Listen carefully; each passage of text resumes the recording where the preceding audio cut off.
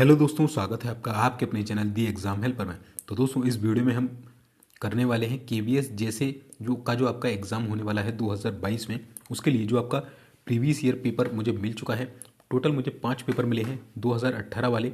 तो उसका हम 19 फरवरी 2018 का शिफ्ट फर्स्ट का 100% ऑफिशियल पेपर देखने वाले हैं। कोई भी इसमें फेक नहीं है।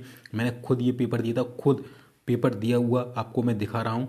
और इस वीडियो में हम देखेंगे कि आपके जो 6 सेक्शन है, उन 6 सेक्शन में से पर्टिकुलर जो आपके सेक्शन है उनमें से किस किस टाइप के क्वेश्चन पूछे जाते हैं, पेपर का लेवल क्या रहता है, ठीक है, इजी रहता है, हार्ड रहता है। और आपको ये भी बताऊंगा कि जो आपके टॉपिक हैं उनसे कौन से पेपर किस टॉपिक से किस लेवल के क्वेश्चन पूछे गए हैं, ठीक है, ये भी बताऊंगा। साथ ही साथ आपको प्रूफ दिखाऊंगा कि मैं जो मेरे द्वारा जो आपको पढ़ाया जाएगा वो सही और ऑथेंटिक पढ़ाया जाएगा। ठीक है, चलिए, ठीक है। तो इसमें ही रखते हैं। और इससे पहले मैंने एक वीडियो बनाया था जिसमें आपको मैंने बताया था कि मुझे प्रीवियस ईयर के पेपर मिल चुके हैं, ऑल 5 शिफ्ट के रियल पेपर। तो मैंने उसमें बोला था कि आपकी जो क्लास अपडेट है मैं कल आपको वो वीडियो बना रहा हूँ, वो वीडियो प्रिपेयर करके आपको मैं दे दूँगा। तो अभी देखिए ऊपर मैं आपको दिखाता हूँ टाइम 12:17 आपको ऊपर दिख रहा होगा। रात के भरे हैं, रात के, ठीक है, तो AM लिखा हुआ है आगे, आप देख सकते हैं, ठीक है। तो रात में आपके लिए मैं ये जो क्लास है वो रिकॉर्ड कर रहा हूँ।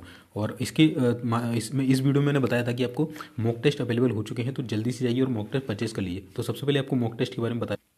तो दोस्तों, आप देख सकते हैं KVS junior secretariat assistant mock test 2022। तो इसके टोटल आपको 120 मॉक टेस्ट मिल जाते हैं, जिसमें 10 आपको फुल लेंथ मिलेंगे, जिसमें आपके टोटल 6 सेक्शन होंगे, 120 क्वेश्चन, 120 मार्क्स के। और 110 आपको चैप्टर टेस्ट मिलेंगे, जिसमें आपका math, Hindi, English, math, reasoning, GK के लगभग 15-15, 20-20 सबके सेट होंगे। तो वो आप इजीली यहाँ से कर सकते हैं। इससे आपकी अच्छी खासी प्रैक्टिस हो जाएगी। और जब आपका एग्जाम करीब, अभी इसको मत देना, अभी एक दे के देख लेना कि मेरे कितने मार्क्स आ रहे हैं, और बाकी बचा के रखना। जब आपका एग्जाम करीब हो ना, बिल्कुल 8-10 दिन बचे हो, एडमिट कार्ड आउट है, तब इनको देना, ठीक है। ये बाद में इनकी संख्या में जो है बढ़ोतरी होगी, ये लगभग 20 के आसपास जाएंगे, ठीक है। अभी अपडेट हो रहे हैं धीरे धीरे। अगर आपको ये परचेस करना है तो अभी इनकी देखिए एक सेल चल रही है जिसका नाम है वार्म टॉप सक्सेस सेल, जो कि आपकी 20 से 23 दिसंबर तक चलेगी, जिसमें आपको जो 399 वाला पास था वो 299 में मिल जाएगा। और इस पर भी आपको डिस्काउंट चाहिए तो आप हमारा कूपन कोड B1NW47 इसका स्क्रीनशॉट ले लिए। अगर आपको अभी परचेस नहीं करना, बाद में करना है ना, तो आप इसका स्क्रीनशॉट ले लिए। आपको जब परचेस करना हो तो बस ये कोड डाल देना, आपको डिस्काउंट मिल जाएगा। या आपके फ्रेंड वगैरह को, या आपके ग्रुप हो स्टडी वगैरह का, वहाँ पर इसे शेयर कर देना, ठीक है। चलिए, इसके अलावा इसमें आपको क्या क्या मिल जाता है, तो देखिए आपको एक ही पास में मात्र 660 से ज़्यादा एग्जाम मिलते हैं। इसी के अंदर एक पास लेना बस आपको, ठीक है। 58,000 से ज़्यादा मॉक टेस्ट, 16,000 से ज़्यादा प्रीवियस ईयर के जो क्वेश्चन होते हैं वो मिल जाते हैं, ठीक है। और आपका इसका मंथली आता है, ईयरली आता है और लाइफ टाइम। अब मैं सजेस्ट करूँगा कि आप ईयरली ले, इसमें आपका जो है काम हो जाएगा, ठीक है। और इसके अलावा यही नहीं कि केवल KBS JSA का मिला, stenographer, PGT, TR, PRT, TGT, सारे जो KBS के एग्जाम है सबका आपको इसके अंदर मॉक टेस्ट मिल जाएगा। तो इसकी नीचे लिंक है डिस्क्रिप्शन में, टेलीग्राम पर भी डली हुई है, तो वहाँ से आप जाइए, उस लिंक से डाउनलोड कीजिए और ये वाला कूपन कोड डाल देंगे तो आपको डिस्काउंट मिल जाएगा, ठीक है। तो जल्दी से आइए और परचेज से, तो दोस्तों वो परचेस कर लेना। और ये मैंने पेपर में, हम पेपर इसमें स्टार्ट करने वाले हैं, पेपर 19 फरवरी 2018 शिफ्ट फर्स्ट का पेपर। उससे पहले बता दूं, टेलीग्राम को ज्वाइन कर लेना, ठीक है। यहाँ पर अपडेट डालते रहता हूँ, जो भी अपडेट के इसका सिलेबस वगैरह क्या है ना, ये सारी, और इसकी PDFs वगैरह भी जो मैं दूंगा वहीं पे दूंगा टेलीग्राम पर, नीचे लिंक है डिस्क्रिप्शन में। और ये प्लेलिस्ट फॉलो कर लेना, KBS की प्लेलिस्ट है, यहाँ पर सारी आपको जो KBS के जितनी भी वीडियो होंगे मेरे KBS JSA 2022 के नाम से मैंने प्लेलिस्ट बना रखी है, यहाँ पर आपको मिल जाएंगे, ठीक है। चैनल पे फॉलो कर लेना। और इसके पहले मैं ढेर सारी वीडियो डाल चुका हूँ। ये स्टडी प्लान 45 डेज़ का, ये देख लेना, ठीक है। बेस्ट बुक एंड टीचर क्या हो सकते हैं, PBS का कट ऑफ क्या रहा था 2018 में, कितनी वैकेंसी थी, और मैंने कैसे क्रैक किया था, ये सब कुछ पता रखा है, तो आप इसे देख सकते हैं। और चैनल पर नहीं है तो चैनल को जरूर सब्सक्राइब कर लेना। तो चलिए अब हम पेपर स्टार्ट कर लेते हैं। तो दोस्तों, ये हमारा पेपर है, आपको दिख रहा होगा केंद्रीय विद्यालय संगठन, ठीक है। ये पार्टिसिपेंट्स की ID है, ठीक है। और यहाँ पर इसका नाम और ID हाइड कर दी गई है, ठीक है। और ये भी सेंटर भी हाइड कर दिया गया। यहाँ पर डेट आपको दिख रही है 19/2/2018, शिफ्ट है 9 से 11, और लोअर डिवीजन क्लर्क LDC और JSA को ही हम LDC बोलते थे 2018 में। 2021 से इसका नाम परिवर्तित करके से JSA कहा जाने लगा, ठीक है। आप गूगल पर सर्च कर सकते हैं, ठीक है, चाहे तो। ये सेम पोस्ट है, वही पेपर है जो आपका इस साल होने वाला है JSA पोस्ट के लिए, ठीक है।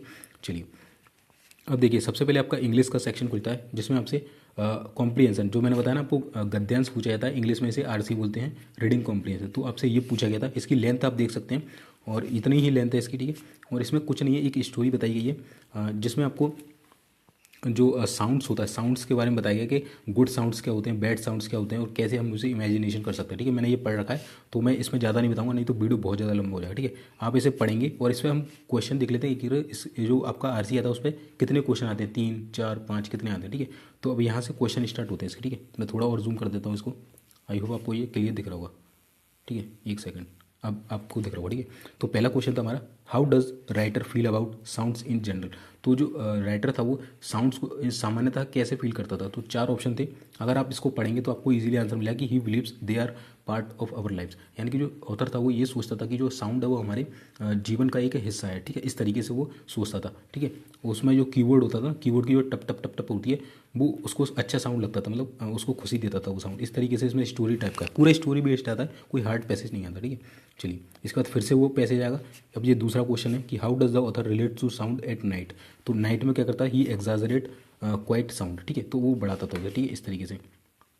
तो पैसेज में हम मेनली क्वेश्चन देख रहे हैं कि किस किस तरीके से आते हैं, ठीक है, तो इसी पे बेस्ड क्वेश्चन आते हैं। अगला था according to the passage what effect does sound of a coin have on the people. तो इसका आप ऊपर पढ़ेंगे तो आपको मिल जाएगा it makes people pay attention to it, ठीक है। यहाँ पर देखिए पे अटेंशन के करके यहाँ पर लिखा था ऊपर, है ना, देखिए ये लिखा है कि several other people turning to, यानी कि वो अटेंशन कर रहा था पीपल्स को, ठीक है ना, इस तरीके से। तो आप पढ़ेंगे ना तो पैसे आपको मालूम पड़ जाएगा, ठीक है। 3 क्वेश्चन हुए और ये चौथा क्वेश्चन हमारा जो कि उससे आया है, which of this sound according to the author is good. तो मैंने बताया ना जो टाइप राइटर की टप टप टप टप थी ना, tap tap tap tap of my typewriting as the keys hit the paper is lovely sound to me. तो यह the sound of typewriter जो तो ऑथर के लिए क्या था, गुड था। तो ये आप इसको पढ़ेंगे और उसके बाद ये क्वेश्चन आंसर इजीली कर लेंगे, ठीक है, बहुत सिंपल क्वेश्चन आता है, ठीक है। तो आपके देखिए आरसी जो था, आरसी से टोटल 4 क्वेश्चन आए थे, तो कितने आरसी से के 4 ही क्वेश्चन पूछे जाते, हो सकता है आरसी की जगह आपको यहाँ पर क्लोज टेस्ट भी दे सकता है, यानी कि फिल इन द ब्लैंक्स के रूप में दे दे और फिर आपसे वो क्या पूछ ले, ठीक है। और इससे आपके मिनिमम क्वेश्चन आएंगे 3 और मैक्सिमम 5, यानी कि आना है ये तो फिर आएगा तो है ही, इससे 3 से 5 क्वेश्चन तक पूछेंगे, मैक्सिमम पूछेंगे तो 5, नहीं तो 3 या 4 पूछे जाएंगे, ठीक है। तो इस इतना पूछा जाएगा आपसे अगर आता है तो। अब जो अगला क्वेश्चन आया था 5वें नंबर का क्वेश्चन है, वो आपसे पूछा गया था choose the right answer to the complete the sentence, यानी कि फिल इन द ब्लैंक्स के तौर पर आपको पूछा गया था। और क्या पूछा गया था, आपसे पूछा गया था computer users in my office, जो मेरे ऑफिस में कंप्यूटर यूजर्स हैं, वर warned about a new virus, उनको जो है चेतावनी दी गई थी किसके लिए, एक न्यू वायरस आ चुका है ना। Dash is program to wipe out the data store in और उसको इस तरीके से प्रोग्राम किया गया है कि वो आपके डाटा को चुरा लेगा सारी ड्राइव से और उसको नष्ट कर देगा, ठीक है। तो अब जो वायरस है न्यू वायरस, और इसी की बात इन्होंने आगे कर दी, तो वो क्या हो जाएगा, डेफिनेट हो जाएगा, तो द वायरस हमारा आ जाएगा। तो आपके जो आपका सिलेबस था उसमें ए एन दा का यूज़ बोला गया था कि ए एन दा से क्वेश्चन आएंगे, तो एक क्वेश्चन आपको यहाँ से मिल गया, आरसी से भी एक क्वेश्चन मिल गया, ठीक है। तो इस तरीके से आपको देख रहे हैं सारी चीज़ों से उन्होंने मिला मिला के क्वेश्चन पूछे। अगला देखिए एंटोनिम सिनोनिम से बोला था, तो अब से सिनोनिम पूछ लिया कि जो अंडरलाइंड वर्ड है इसका सिनोनिम्स क्या हुआ, तो इम्पीड, इम्पीड का सिनोनिम क्या हुआ, तो इम्पीड मतलब होता है बाधा डालना, रुकावट डालना, ठीक है, इस तरह। तो इसका हो जाएगा हिंडर, इसे हम इम्पीड हो गया, हिंडर हो गया, या इसे हम इनहिबिट भी बोलते हैं, क्या, इनहिबिट। अब चलिए मैं आपको दिखाता हूँ, इनहिबिट बोलते हैं, ठीक है, इनहिबिट। अब मैं दिखाता हूँ जो इम्पीड वर्ड है ये मेरे पास लिखा हुआ है प्रॉपर तरीके से, मैं दिखा। तो दोस्तों आप यहाँ पर देख सकते हैं जो इम्पीड, इनहिबिट, इम्पीड या हैम्पर, इनका मतलब होता है रुकावट डालना, यानी कि स्टंटिंग करना, यानी कि रोकना, preventing from growing to growing और डेवलपिंग प्रॉपरली, है ना। तो इनका मतलब होता है रुकावट डालना। तो ये देखिए ये मेरे पास वर्ड पूरा लिखे हुए हैं, बहुत सारे वर्ड, अभी और दिखाऊंगा कि कितने सारे जो वर्ड है उसमें पूछेगा जो मेरे पास डायरेक्ट लिखे हुए, डायरेक्ट मेरे नोट्स में लिखे हुए हैं, ठीक है। तो देखिए सिनोनिम वाला क्वेश्चन हो गया हमारा, ठीक है। इसके बाद अगला पूछा गया एंटोनिम से, यानी कि उल्टा अपोजिट क्या है, तो कॉन्सेंट, कॉन्सेंट का मतलब होता है सहमति, है ना, एक्सेप्ट करना, स्वीकार करना, इस तरीके से। तो इसका एंटोनिम विपरीत पूछा गया है, विपरीत यानी कि नकार देना, मना कर देना, यानी कि डिसेंट, डिसेंट यानी मतभेद, सहमति हो देना और मतभेद होना, ठीक है, सहमत होना और असहमत होना, इस तरीके से, तो डिसेंट हो जाएगा। अब मैं ये वर्ड भी आपको दिखाता हूँ, मेरे पे लिखा हुआ है। तो दोस्तों आप यहाँ पर देख सकते हैं ये मेरा पूरा मेरा जो है नोट्स हैं वो हैं, उसमें देखिए आपको दिख रहा होगा एक्सीड, एक्सीड यानी होता है राजी होना, स्वीकार होना, मान लेना है, सहमत होना। इसमें देखिए कॉन्सेंट लिखा हुआ है, कॉन्सेंट यानी कि मतलब सहमति लेना, एसेंट, कंप्लाई, एग्री, इन सब का सेम मतलब है सिनोनिम्स। एंटोनिम क्या है इसका, डिसेंट, ठीक है, डिसेंट मैंने अलग से लिखा है, मैंने छांट के लिखा था, ठीक है। रिफ्यूज़ कर देना, डिनाई या डिसएग्री, ठीक है, ये सबके इसके एंटोनिम हो जाएंगे, ठीक है। चलिए अब अगला है कंजंक्शन से आपको पूछा गया, कंजंक्शन क्या करता है, तो चूज द करेक्ट कंजंक्शन, इसमें से कौन सा, कंजंक्शन का मतलब होता है 2 सेंटेंस को जोड़ने वाला। अब इसमें देखिए क्या आएगा, the teacher will visit the principal, एक सेंटेंस बोला है कि the teacher will visit the principal, यानी कि टीचर जो है वो प्रिंसिपल के यहाँ पर जाएंगे। अब कब जाएंगे, टिल ही हैज़ टाइम, तक उसके पास टाइम, ये तो कुछ बन नहीं रहा है ना, व्हेन ही इज टाइम, जब उनके पास टाइम होगा, तो जब प्रिंसिपल के पास टाइम होगा तब टीचर जाएंगे, हाँ ये सही बनना है ना।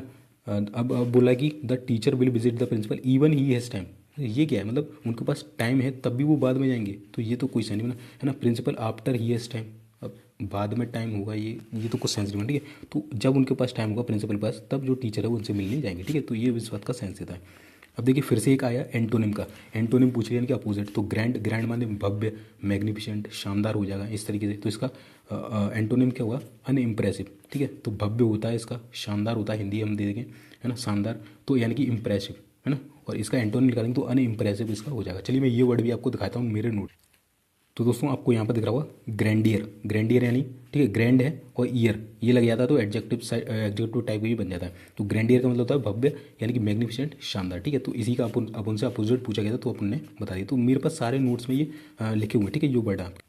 चलिए नेक्स्ट क्वेश्चन हम कर लेते हैं। तो नेक्स्ट क्वेश्चन अगेन जो है आपका कंप्लीट द सेंटेंस यानी कि फिल इन द ब्लैंक से पूछा गया। और इसमें जो आपका ये क्वेश्चन पूछा गया है, ठीक है, ये आपका जो आपके टेंस होते हैं ना उससे पूछा गया। और टेंस में भी क्या पूछा गया? एक्टिव पैसिव फॉर्म में ये पूछा गया, एक्टिव और पैसिव, ठीक है। पैसिव में आपका वाई और वर्ब की थर्ड फॉर्म आती है, ये पूछा गया है। तो यहाँ पूछा गया you can meet her at 6 o'clock, आप तुम उससे मिल सकते हो कब? 6 बजे। She dash from the excursion by then, excursion मतलब होता है सैर, ठीक है। तो she would have return from the excursion by then, ठीक है, जब वो लौट के आया ऐसे। तो वाई लगाए तो वर्ब की थर्ड फॉर्म हमें ढूंढना पड़ेगी।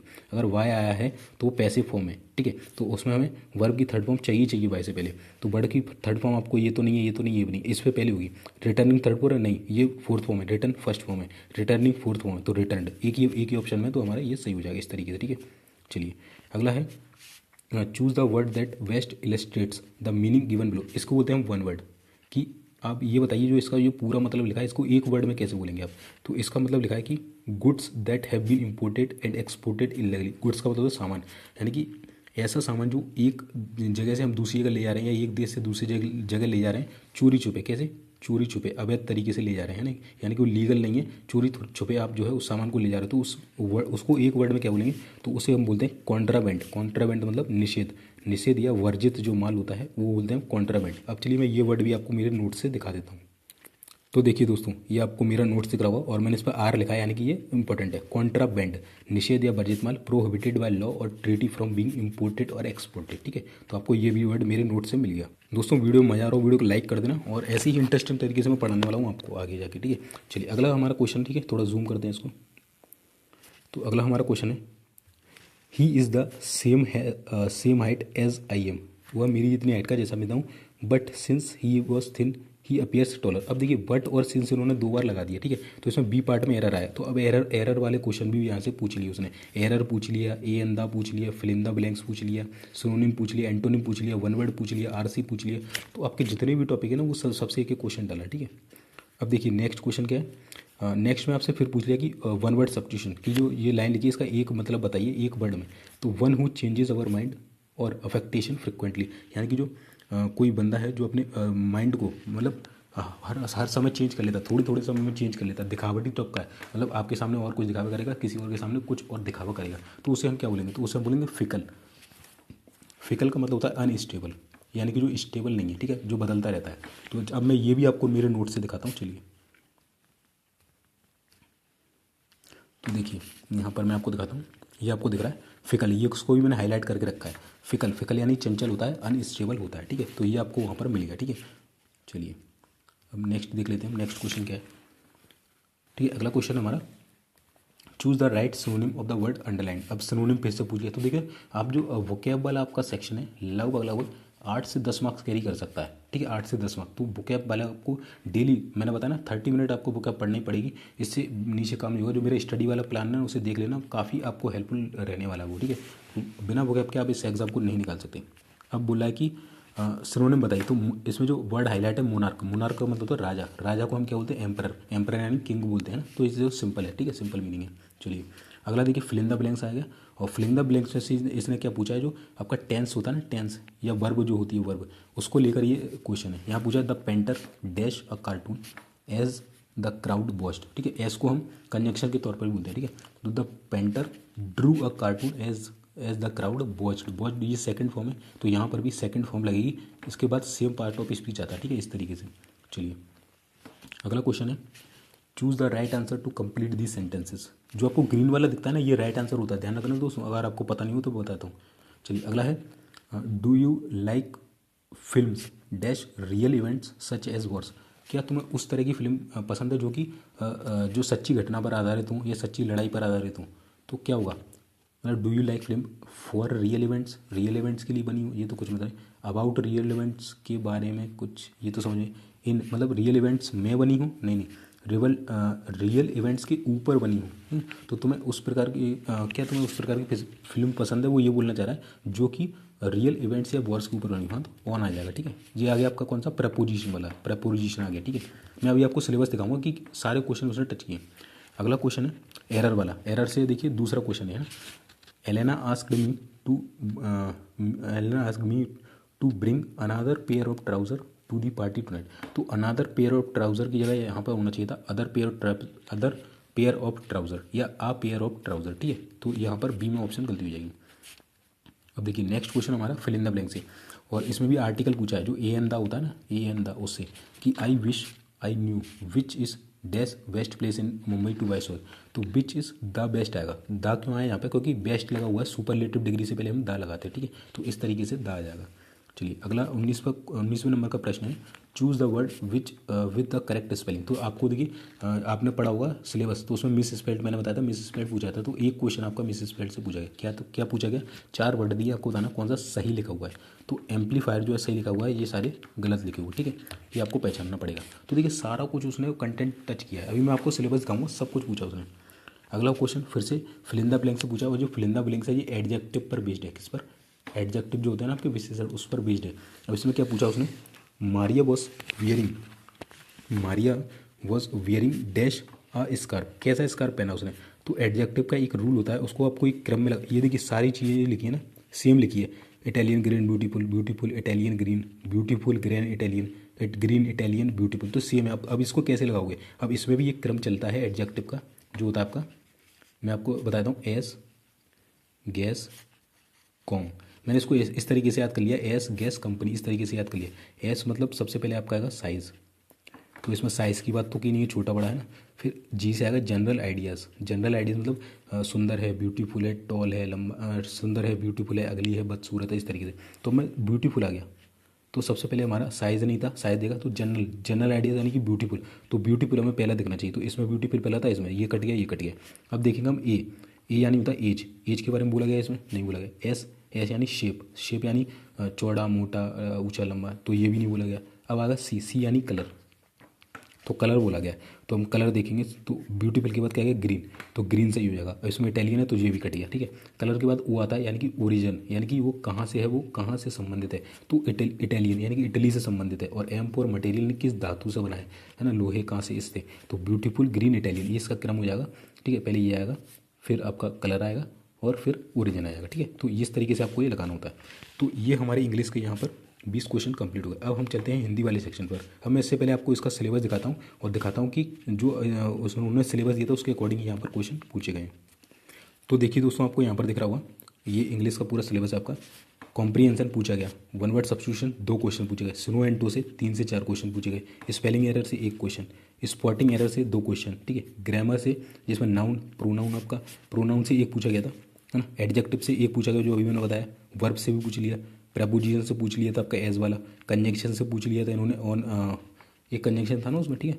और वैन वाला है ना, वैन वाला, ठीक है। और प्रपोजिशन 2 पूछे थे प्रपोजिशन से, और ए अंदा से भी लगभग 2 या 3 क्वेश्चन पूछ लिए, और ईडियम्स फ्रेजेस नहीं पूछा इसने, बाकी सारा कुछ इसने कंटेंट पूछ लिया सबसे जो है। तो यानी कि आपका जो इन्होंने जो आपका ये सिलेबस दिया है वो आपको पूरा पढ़ना है, एक भी चैप्टर आप छोड़ के नहीं आ सकते। वो एक क्वेश्चन जरूर डालेगा, भले ही एक क्वेश्चन डाले, ठीक है। तो आपको पूरा ये पढ़ना है। अब हम इसी तरीके से देखेंगे हिंदी का, पहले हिंदी का देखते हैं, फिर मैं आपको बताऊंगा कि सिलेबस के अकॉर्डिंग पूछा है या विदाउट सिलेबस, ठीक है, और लेवल क्या।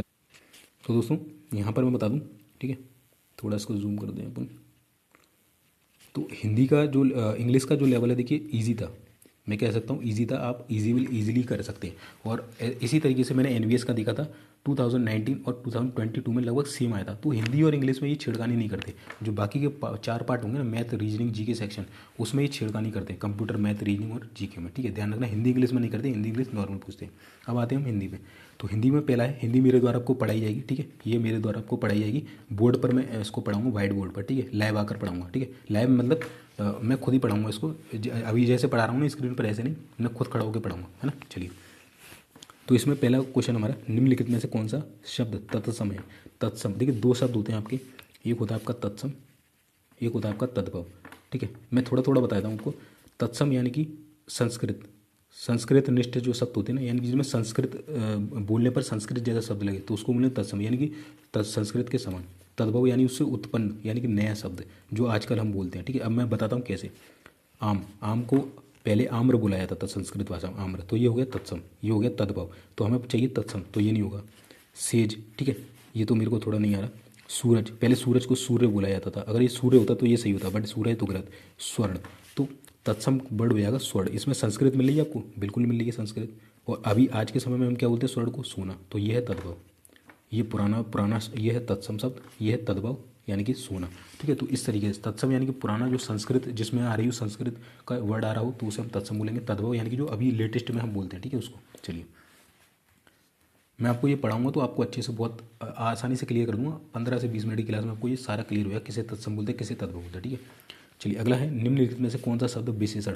अब देखिए उसमें भी इंग्लिश में आपका एडजेक्टिव होता है ना, वही होता है ये विशेषण।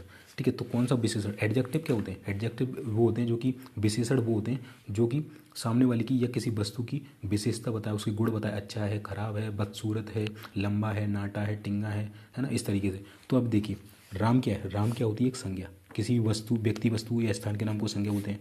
राजा क्या है, संज्ञा। ईश्वर क्या है, संज्ञा। नया, मैंने बोला ना, नया, पुराना, फटा, पुराना, गला, सड़ा, तो ये सब आएंगे विशेषण में। ठीक है, उसकी विशेषता बता रहा है कि वो जो गाड़ी है वो नई है। ठीक है, तो इस तरीके से तो विशेषण हो जाएगा।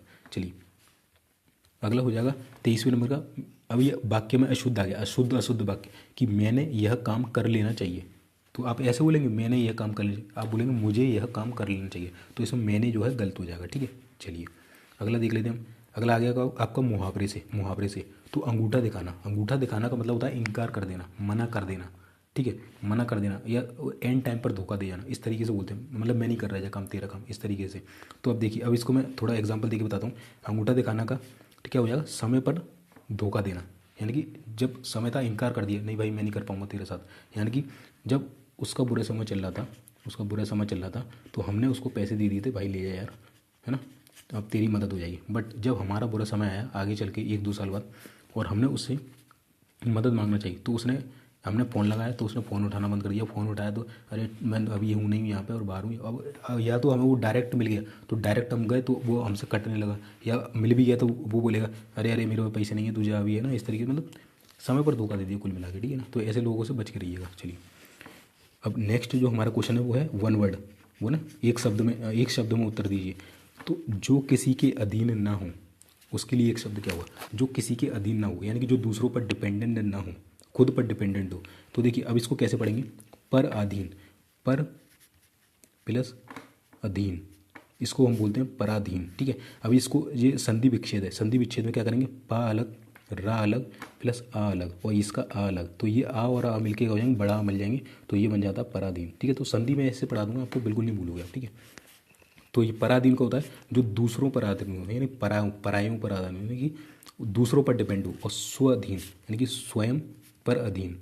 ठीक है, यानी कि सेल्फ रिलायंट हो, तो उसको हम बोलते हैं स्वाधीन। तो जो किसी के अधीन ना हो, यानी कि खुद पर हो, तो स्वाधीन हो। या अधीन कुछ नहीं होता, अधीन तो नीचे होता है, जो नीचे काम करने वाले होते हैं उसको। सक्षम यानी कि कुशल वगैरह जो होता है उसको बोलते हैं। ठीक है, चलिए अब आ गया सेनापति में कौन सा समास है। तो समास भी हम आपके चैप्टर में समास से पूछ लिया। तो सेनापति, तो ये जो सेनापति है, अब सेनापति को कैसे बोलेंगे आप, ऐसे बोलेंगे ना कि सेनापति, तो इसको टुकड़ों में बोलिए। सेनापति को क्या बोल सकते हैं, सेना का पति। भाई जो सेनापति है वो क्या है, जो उसकी सेना होती है उसका एक अधिकारी होता है ना बड़ा, उसी को तो हम बोलते हैं कि जो आपकी जो सेना है वो इस अधिकारी के नीचे काम करेगी, तो उसी को हम बोलते हैं सेनापति, यानी कि सेना का पति। तो इसमें एक संबंध आ रहा है, किस तरीके का संबंध है ना, तो इसको हम बोलते हैं संबंध कारक समास, संबंध कारक समास। और संबंध कारक को हम बोलते हैं तत्पुरुष। ठीक है, तो ये आएगा तत्पुरुष। ठीक है, संबंध कारक सेनापति, सेना का पति, यानी कि तत्पुरुष समास होता है। ठीक है, क्या होता है, तत्पुरुष समास। ठीक है, तत्पुरुष समास जो होते हैं आपके बेसिकली ये कारक जितने भी होते हैं उस पर डिपेंडेंट होते हैं, जिसमें कर्म ने कर्ता को करण से, है ना, इस तरीके से आता है। मैं आपको पूरा पढ़ा दूंगा कि कारक क्या होते हैं, तो आप उनसे इजीली पता कर लेंगे। बहुब्रीहि समास क्या होता है, द्वंद्व तो बहुत ईजी होता है ना, द्वंद्व मतलब आप चुटकी में, जैसे माता और पिता, है ना, तो माता पिता क्या है, ये द्वंद्व समास है ना, इस तरीके से। अव्ययी भाव समास यानी भागम भाग, रातों रात, दौड़म दौड़, इस तरीके से। मतलब बहुत अच्छे तरीके से पढ़ा दूंगा, चुटकियों में आप ढूंढ लेंगे इसको, ठीक है, ट्रिक के माध्यम से बताऊँगा।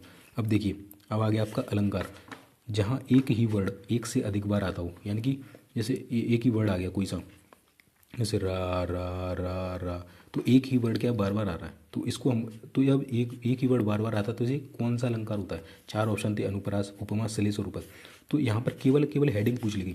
अगर आप केवल हेडिंग पढ़ के भी चले जाते ना कि इस वाले की हेडिंग क्या होती है, इस वाले को क्या बोलते हैं, इस वाले को क्या बोलते हैं, इस वाले को क्या बोलते हैं, तो उसी से उसने एक क्वेश्चन पूछ लिया। तो उसने पूछ लिया अनुप्रास अलंकार, यानी कि अनुप्रास अलंकार की बेसिकली डेफिनेशन बताइए। तो जहाँ एक वर्ड एक से अधिक बार आता है उसे हम अनुप्रास अलंकार बोलते हैं। इसे ही हम बोलते हैं, इंग्लिश में अगर देखेंगे इसका मतलब होता है रिपीटेशन, ठीक है, रिपीटेशन, ठीक है। तो ध्यान रखना, अलंकार पढ़ा दूंगा बहुत ही शानदार तरीके से, ठीक है, वहीं से आपको डायरेक्ट मिल जाएंगे। चलिए, तो आप देख सकते हैं हर सेक्शन उसमें छुआ है। अगला है, निम्नलिखित में से कौन सा शब्द पुल्लिंग है? पुल्लिंग बोले तो इसको हम बोलते हैं मेल, ठीक है, पुल्लिंग होता है और एक स्त्रीलिंग होता है। तो यहाँ पर आपसे उसने वचन पूछ लिया है, क्या वचन नहीं, सॉरी, वचन होता है आपका एक वचन बहुवचन। आपसे उसने पूछ लिया है जो लिंग होता है ना आपका, लिंग से आपका जो आपका सिलेबस है उसमें बोला गया लिंग वचन कारक। तो लिंग से पूछ लिया कि लिंग कौन सा, पुल्लिंग है या स्त्रीलिंग? पुल्लिंग यानी कि मेल, स्त्रीलिंग यानी कि फीमेल, ठीक है। तो यहाँ पर देखिए पुल्लिंग। अब देखिए, अब आत्मा से सेंटेंस बनाएंगे कि किसी की आत्मा निकल गई, किसी की आत्मा खराब है, किसी की आत्मा अच्छी है ना। तो आत्मा अच्छी, तो फीमेल साउंड आ रहा है, तो ये नहीं होगा। आग लग गई, है ना, आग बुझा दो, है ना, और उस घर में आग लग गई, तो फीमेल साउंड है। अप्सरा, है ना, अप्सराएँ आई हैं, तो ये फीमेल है। तो अंगूर अच्छे हैं, अंगूर ताजे हैं, तो इसमें क्या मेल साउंड आ रहा है, तो ये पुल्लिंग हो जाएगा, ठीक है, इस तरीके से। चलिए, अब इससे विलोम शब्द आ गया। शत्रु का विलोम क्या होता है? शत्रु का सबको पता है, मित्र, वो मेरा दुश्मन है, वो मेरा मित्र है, ठीक है। अब दुश्मन तो ये तो समान हो जाएगा। अशत्रु कुछ होता नहीं है। अजात शत्रु कौन था? जो ये पितरहंता है, इसने अपने पिता थे, आई थिंक शायद बिम्बिसार या बिंदुसार इसके पिता थे, उसकी हत्या कर दी थी, तो इसलिए इसको अजात शत्रु बोलते हैं, ठीक है। चलिए, नेक्स्ट प्रश्न है दोस्तों, कौन सा शब्द जो है वो सूर्य का पर्यायवाची नहीं है? ठीक है, ध्यान रखना, सूर्य का पर्यायवाची नहीं है पूछा उसने। अब बच्चे क्या करते हैं, जल्दी जल्दी में करते हैं, और कौन सा शब्द सूर्य का पर्यायवाची? ओ रवि, लगा दो आंसर, गलत हो गया भाई, नहीं लिखा हुआ है, नहीं। तो सूर्य का पर्यायवाची नहीं। सूर्य के कौन कौन से होते हैं? रवि होता है, दिनकर होता है, दिवाकर होता है। शशि नहीं होता। शशि किसका होता है? चंद्रमा जो होता है उसका होता है, ठीक है, तो ध्यान रखना। चलिए, नेक्स्ट हम देख लेते हैं, निम्नलिखित में से कौन सी प्रेरणार्थक क्रिया है? प्रेरणार्थक क्रिया हम उसे बोलते हैं जिसमें किसी दूसरे को प्रेरणा देकर उससे काम कराया जाए, उसे हम बोलते हैं प्रेरणार्थक क्रिया। तो इसमें देखिए क्या आपका ऑप्शन आंसर हो जाए। तो दोस्तों इसमें जो आपका आंसर होने वाला है, दूसरे को प्रेरणा देकर कोई कार्य किया जाए, यानी कि पढ़ाना। अब वो पढ़ाना चाहता है तो उसने किसी से प्रेरणा ली होगी कि सर मैं आपको देखकर पढ़ाना चाहता हूँ, या मैं आपको देखकर यूट्यूब चैनल चालू करना, या मैं आपको देखकर इस एग्ज़ाम की तैयारी करना चाहता हूँ। तो पढ़ाना है ना, तो कराना, इस तरीके से, तो ये प्रेरणात्मक होता है, ठीक है। ये चलना गिरना उठना ये तो सामान्यतः होता है, ठीक है। चलिए, निम्नलिखित में से कौन सा शब्द एक वचन है? तो एक वचन, अब इनको हम बोलते हैं क्या? सिंगुलर और प्लूरल। कौन सा सिंगुलर है, कौन सा प्लूरल है, इंग्लिश फॉर्म में देखें तो एक वचन पूछा है, यानी कि सिंगल। तो सिंगल क्या है? लड़का ही दिख रहा है आपको, कपड़े तो बहुत सारे होंगे, घोड़े भी बहुत सारे होंगे, बच्चे भी बहुत सारे होंगे, ठीक है, इस तरीके से। अब पूछ लिया, देखिए संधि विच्छेद पूछ लिया कि बताइए महाशय का संधि विच्छेद कैसे होगा। तब महाशय को आप तोड़ेंगे तो कैसे तोड़ेंगे? महा, इस तरीके से तोड़ेंगे, एक सेकंड की, महा प्लस आशय, ठीक है, इस तरीके से जोड़ेंगे, तो महा प्लस आशय। अब इसको देखिए बनाते कैसे, तो इसमें महा हा प्लस आ, ये निकलेगा, ठीक है, प्लस आ यहाँ से निकलेगा, और इसका श या, ठीक है, इस तरीके से। तो ये दो को दोनों मिलके क्या हो जाएंगे, ये बन जाएगा बड़ा, ठीक है, बड़ा। और यहाँ से ये हा है, तो ये हा हलंत वाला है, तो इसमें ये हा प्लस ये जुड़ जाएगा, तो ये हो जाएगा महा, और शय ये लगाए तो ये बन जाएगा शय। तो इसको ऐसे करते हैं हम संधि विच्छेद, ठीक है। तो इसीलिए इसको हम बोलते हैं दीर्घ स्वर संधि। क्या बोलते हैं? दीर्घ स्वर संधि। यहाँ पर जो समान लेटर हैं वो मिलकर बड़ा बना दें, ठीक है, या तो बड़ा बड़ा हो या छोटा छोटा हो, तो वो मिलकर बड़ा बना दे, तो उसको हम बोलते हैं क्या? दीर्घ स्वर संधि। तो महाशय, यहाँ पर महाशय का सही संधि विच्छेद हो जाएगा, महा प्लस आशय। चलिए, अगला है तद्भव। तो मैंने बताया ना, तद्भव क्या होता है? नया शब्द, है ना, और तत्सम क्या होते हैं? जो जिसमें संस्कृत निष्ठ हो, तो हमें ढूंढना है तद्भव। अब देखिए पल्लव, तो ये तो संस्कृत जैसा लग रहा है, निष्ठुर भी संस्कृत, पंक्ति भी संस्कृत लगा। अब दही, तो आजकल हम दही को भी दही तो बोलते हैं, बट पुराने समय में दही नहीं बोलते थे, उसको बोलते थे दधी। क्या बोलते थे? दधी। दधी हो जाएगा तत्सम, दही हो जाएगा आपका तद्भव, नया वाला, ठीक है, ध्यान रखना। चलिए, अगला जो क्वेश्चन है वो है निम्नलिखित में से कौन सा शब्द सर्वनाम, सर्वनाम बोले तो प्रोनाउन, अगर इंग्लिश फॉर्म में देखें तो प्रोनाउन इसे हम बोलते हैं, यानी कि मैं, तुम, तुम्हारा, तुम, उसका, उसके, है ना, इस तरीके से। तो देखिए घोड़ा ये संज्ञा है, राजा संज्ञा है, राम संज्ञा है, बट मैं, तुम, तुम्हारा, उसका, है ना, तो ये हो जाए सर्वनाम हो जाएगा, ठीक है, इस तरीके से। अगला जो क्वेश्चन है हमारा दोस्तों वो है अब देखिए वहाँ पर आरसी आया था, यहाँ पर गद्यांश आपसे पूछ लिया गया, सिंपल है, आप इसको पढ़ेंगे, छोटा सा है, देखिए क्या लिखा, मैं पढ़ के बताता हूँ। चलिए, तो 1803 ईस्वी में फोर्ट विलियम कॉलेज कलकत्ता की हिंदी उर्दू अध्यापक जॉन गिल क्राइस्ट ने हिंदी और उर्दू दोनों में गद्य पुस्तकें तैयार कराई। इसी कॉलेज के लल्लू लाल ने खड़ी बोली गद्य में प्रेम सागर, सदल मिश्र ने नासिक केतोपाख्यान लिखा। इसके 2 वर्ष पूर्व मुंशी सदाशुक लाल ने ज्ञानोपदेश की एक पुस्तक और उर्दू के प्रसिद्ध कवि ईसा अल्लाह खान ने रानी केतकी की कहानी लिखी। ये सारा लेखन 1803 ईस्वी के आसपास हुआ आधुनिक खड़ी बोली के महान व प्रारंभिक लेखक, बस ये इतना लिखा है। अब ध्यान रखना, इसमें एक जीके का क्वेश्चन बनता है कि बताइए फोर्ट विलियम कॉलेज कहाँ है, या फोर्ट विलियम का जो किला है ये कहाँ है, या ये बहुत पूछा जाता है एग्जाम में, तो ये कलकत्ता में स्थित है, ध्यान रखना, ठीक है, आपसे पूछा जाता है। अब बोला कि सदल मिश्र की रचना क्या है, बताइए क्या क्वेश्चन है, ये लिखा है सदल मिश्र नासिकेतोपाख्यान, खत्म कहानी लो। अब नेक्स्ट क्वेश्चन पूछिए लल्लू लाल की रचना क्या है, ये लिखा है भाई सब लोग, लल्लू लाल प्रेम सागर, खत्म कहानी, नीचे होगा देखो प्रेम सागर। अब पूछ रहा कि फोर्ट विलियम कॉलेज कहाँ है, अभी पढ़ा कलकत्ता में, ठीक है, ये देखिए क्या क्वेश्चन है, मतलब कितना टाइम लोगे इसमें, 1 सेकंड भी लोगे। रानी केतकी की कहानी क्या है, या ईसा अल्लाह खान ने लिखी थी, लो खत्म कहानी लो भाई, है ना। अगला ज्ञानोपदेश किसकी है, तो ये सदा सुखलाल की हो जाएगी, खत्म कहानी लो। तो ठीक है, ये हुए आपके 1 सेकंड, ये हो गए आपके दोस्तों हिंदी के 20 क्वेश्चन कंप्लीट, ना हिंदी के और इंग्लिश के 20-20 क्वेश्चन कर लिए। अब देख सकते हैं कि क्या लेवल है, मतलब बिल्कुल ही लो लेवल हिंदी और इंग्लिश पूछी जाती है, ठीक है। अब हिंदी और इंग्लिश बिल्कुल यही लेवल आपको देखने को मिलेगा, अब होगा तो थोड़ा 10-20% होगा, इससे ऊपर नहीं हुआ। बट जो अदर सेक्शन है जैसे जीके मैथ वो थोड़ा अच्छा पूछा जाएगा, कंप्यूटर थोड़ा अच्छा पूछा जाएगा, रीजनिंग थोड़ी अच्छी पूछी जाएगी, ठीक है। ऐसा ही एनबीएस में हुआ था, एनबीएस में 2019 में एग्जाम दिया था, वो बहुत सिंपल आया था। बट 2022 में मैंने जो एग्ज़ाम दिया उसमें हिंदी इंग्लिश मुझे नॉर्मल लगा जो पहले आया था, बट जो अदर सेक्शन थे वो इतने हार्ड बना दिए, मतलब बन ही नहीं रहे थे, ठीक है। अब मैं दिखाता हूँ आपको अदर सेक्शन किस किस तरीके से पूछे जाते हैं जीके वगैरह। अब मैं इसको आपको सिलेबस लेके चलता हूँ हिंदी में कि सिलेबस के अकॉर्डिंग पूछे थे या विदाउट सिलेबस पूछे थे, ठीक।